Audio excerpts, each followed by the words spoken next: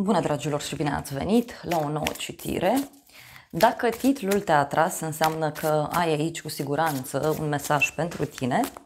Îți mulțumesc pentru că mă urmărești, îți mulțumesc pentru că mi-ești alături. Dacă vrei și tu o astfel de citire, te invit oricând cu drag doar pe aplicația de tarot și astrologie Cristina Zurba, disponibilă atât pe iPhone cât și pe Android.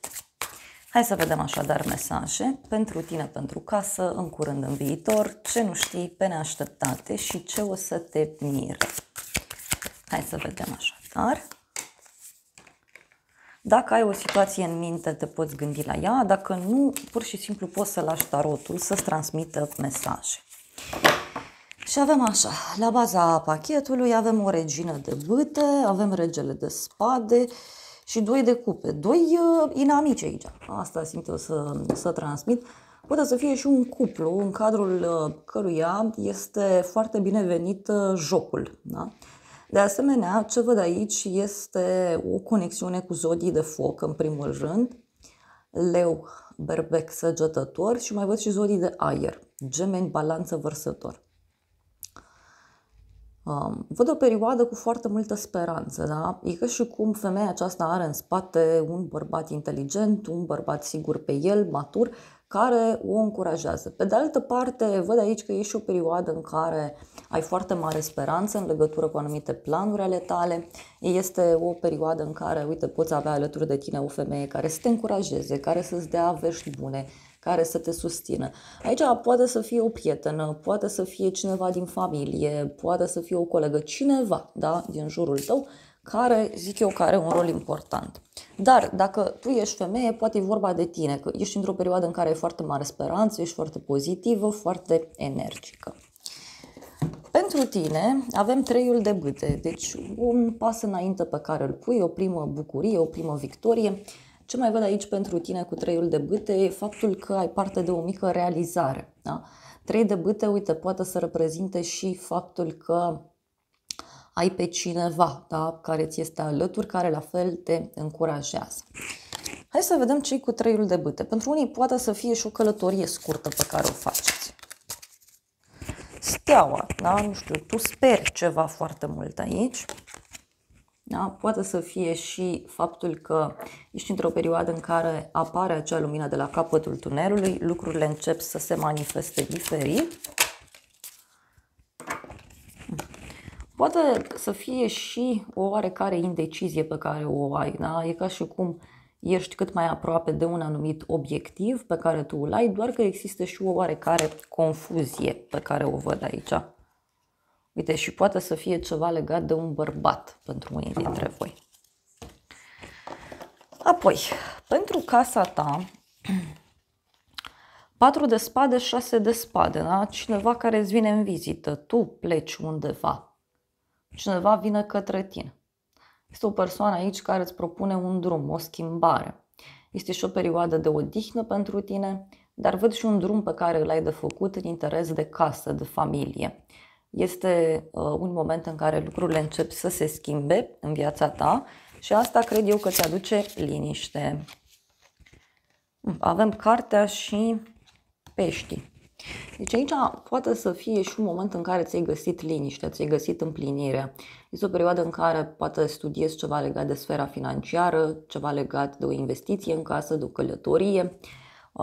Unii poate chiar primiți o veste aici interesantă legată de niște bani. Uite, e ceva legat de un bărbat. O energie masculină care are un rol foarte important în viața ta.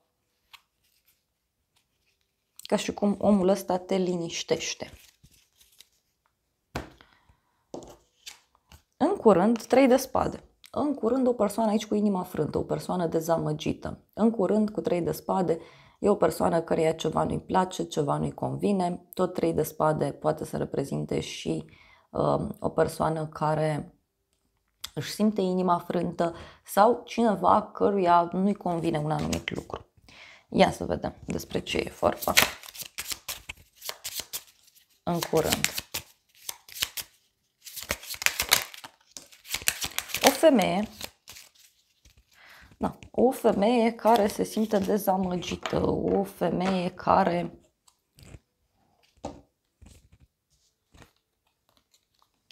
suferă. Da? Poate să fie vorba și despre o femeie căreia nu-i place un anumit lucru. Este o femeie foarte sensibilă, din ce văd aici. Și uite, are legătură cu un drum.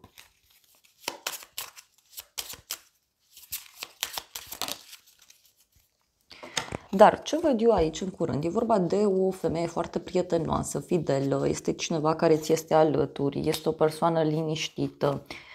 Aici poate să fie și o persoană mai sensibilă din fire, dar în același timp o persoană foarte, foarte sinceră. În viitor, optul de bâte, în viitor multă comunicare aici, multă pasiune. În viitor văd că ceva începe să se miște foarte rapid pentru tine. Tot optul de bâte poate să reprezinte și o vestă foarte bună care apare, o vestă care apare foarte rapid. E ceva care, repet, poate să țină de pasiune, eros. E o persoană foarte hotărâtă, foarte vorbăreață. În viitor, da. Șarpele și luna. Ei, niște vești aici de la o persoană care se simte atrasă de tine. Sau este o persoană care are o tentație foarte, foarte mare în ceea ce te privește.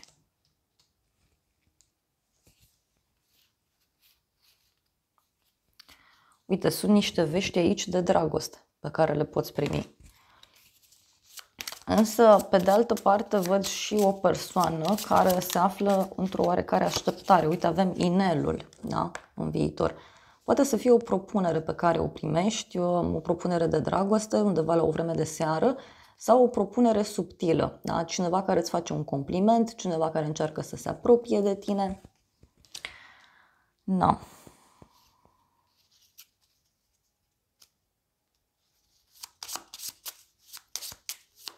În viitor. Deci o persoană aici care e concentrată foarte mult pe ceva anume. Uite, avem bărbatul și drumul. Uite, are legătură cu un bărbat de la drum.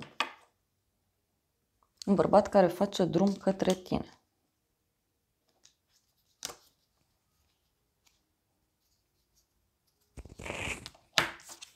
Ce nu știi tu? 5 de bâte. O competiție, o agitație, o ceartă. Ce nu știi tu? Văd aici niște persoane care fie se luptă pentru ceva, fie e vorba de o competiție care are loc undeva. Mai văd și o persoană geloasă. De asemenea, ce nu știi tu poate avea legătură cu un joc, da? Cineva care se joacă, cineva care nu ia lucrurile foarte în serios. Hai să vedem ce este cu 5-ul de bâte. Cu 5-ul de bâte. Avem călărețul și grădina. Cineva e agitat aici în legătură cu o petrecere, în legătură cu un eveniment. Poate să fie vorba și despre o persoană foarte sigură pe ea. Poate, știu eu, e o agitație aici în legătură cu ideea de distracție. Da? Cineva care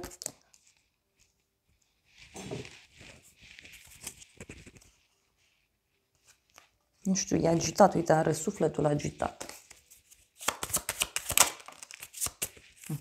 Și o persoană care îți scrie, îți dă mesaje, da? Sau urmează să primești vești. Poate să fie vorba și despre niște personaje care se ceartă sau care au niște discuții în contradictoriu, dar ce văd aici e o bucurie foarte mare pentru tine.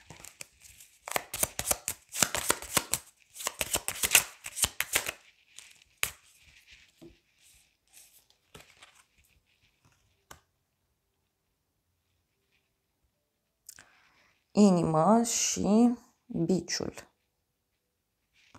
Poate e o persoană care se simte pedepsită în dragoste. O persoană, așa cum am spus, care are inima agitată. Ce nu știi tu. Un personaj care întâmpină niște provocări. Ia să vedem noi ce spune acest oracol. Ce nu știi tu. Ce nu știi tu? Cineva nu este disponibil, o pierdere de timp, s-a sfârșit, a merge mai departe. Deci cineva e agitat aici în legătură cu o schimbare. E ca și cum tu vrei să ieși dintr-o relație, dintr-o prietenie, de la un loc de muncă și e cineva care e agitat în legătură cu chestia asta. Și apoi avem ciclu, soartă, karmă, ceva ce se încheie și începe altceva. Deci cineva e agitat în legătură cu un sfârșit. Cineva nu acceptă acest sfârșit. Deci de asta e agitația asta aici. Mai vreau un mesaj. Și parcă e cineva care se roagă, da? Și că spune universului exact ceea ce vrei. Deci persoana asta parcă se roagă aici, își dorește foarte mult un anumit lucru. Iar apoi avem altcineva. Cineva este în mijloc, cineva încearcă să saboteze asta. Da, deci un personaj aici care nu acceptă. Hai să vedem ce spune și tarotul ăsta.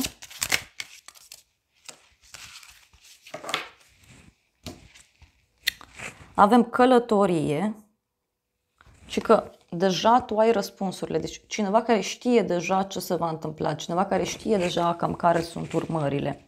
Și avem soarele, cineva care își dorește multă energie pozitivă. E o persoană care își dorește iertare, cineva care vrea să aducă pacea în această relație. Pe neașteptate, îndrăgostiții, interesant, o legătură cu zodia Gemeni. Pe neașteptate văd aici o propunere de dragoste, o persoană foarte pasionată de un anumit lucru sau o persoană pasională în general. Pe neașteptate mai văd aici, bineînțeles, și o conexiune foarte puternică cu un cuplu din jurul tău. Da? Ia să vedem despre ce e vorba. Pe neașteptate. Cineva are de luat o decizie. Soarele și cheia. Ei, pe neașteptate cineva îți dă un răspuns pozitiv. Pe neașteptate cineva îți spune un adevăr. Cineva găsește o soluție.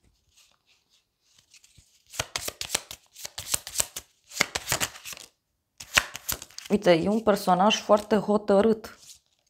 Cineva care pune punct unor provocări. Cineva care e în stare să mute munții. Un cadou. Deci persoana asta nu vrea să finalizați ceva.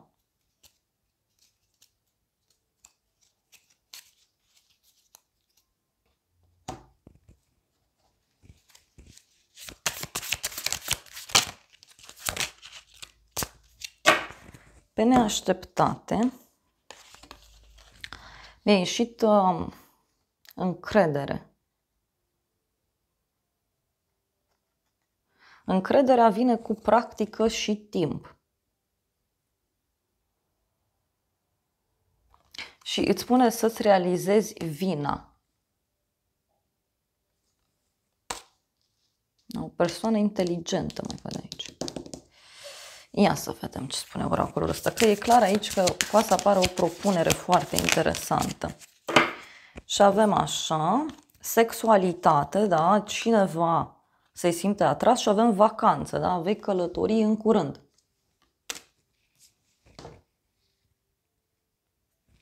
Dar aici avem totuși și niște adicții, adică provocări cu anumite obiceiuri nesănătoase sau chiar probleme financiare.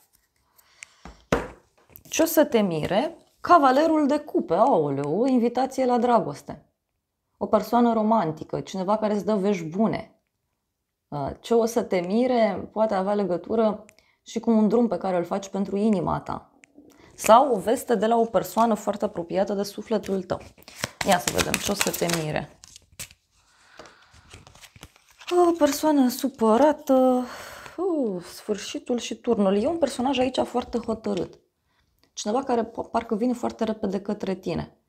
Cavalerul ăsta de cupe, deci e un romantic incurabil, e o persoană sufletistă, doar că persoana asta, știu eu, are niște probleme. Sau persoana aceasta vrea să pună punct unor discuții, unor situații complicate.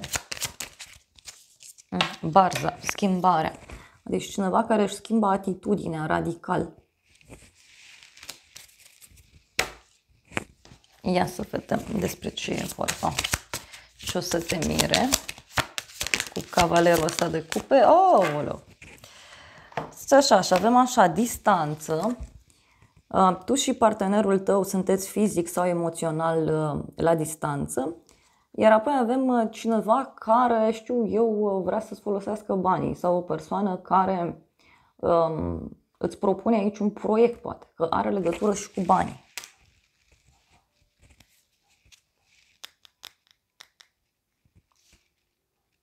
Și avem, da, norocul e de partea ta, fi întâlnit pentru o întâlnire la vin sau o cină romantică.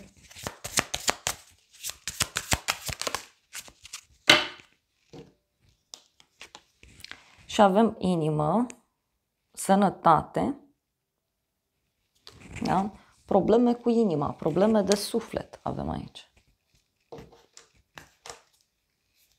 Mai avem și o zodie de aer, Gemeni, Balanță, Vărsător. Hai să vedem ce spune oracolul ăsta, ce o să te mire.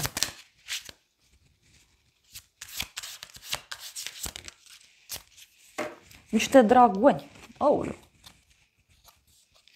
Dimineața.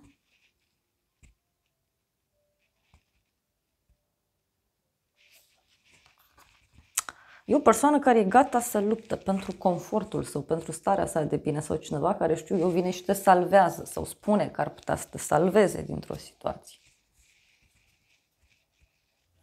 Dar sfatul, uite, avem rechini, stai cât mai departe de situația asta.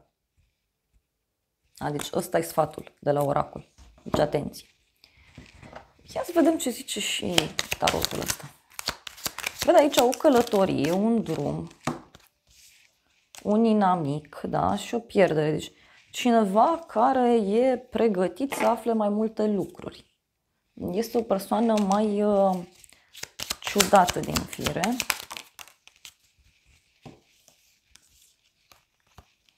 Gânditorul și ofițerul. Este o persoană aici mai dură, este o persoană mai organizată, o persoană care ține foarte mult la ideea de corectitudine, de respect.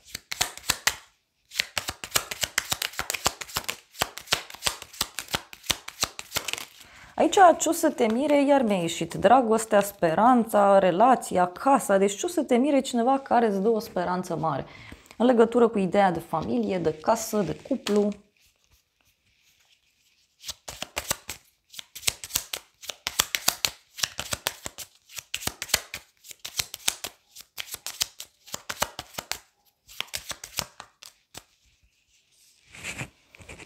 Dorință, deci cineva care te dorește. Uite, e un bărbat aici care își dorește căsătorie, își dorește relație, își dorește ceva stabil. Interesant. Ia să vedem și tarotul meu, dar e clar că aici e o surpriză mare în dragoste. Uite, e o persoană vicleană aici, supărată, se simte singură și uite, persoana asta vrea să te revadă. Vrea să te revadă tocmai, da, pentru a-ți spune ceva, pentru a lua o hotărâre împreună.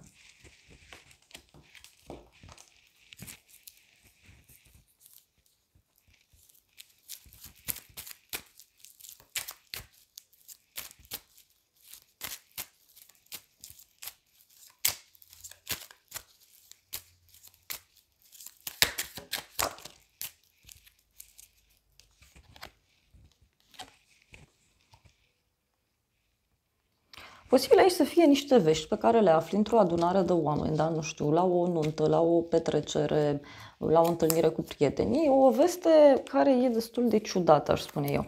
E cu bucurie, dar pe de altă parte posibil să te lase destul de surprinsă sau surprins. Uite, avem bucurie mare, dar e și cu gelozie. Deci e ceva ce îți va crea foarte mari emoții. Drum lung, bani, bucurie mică.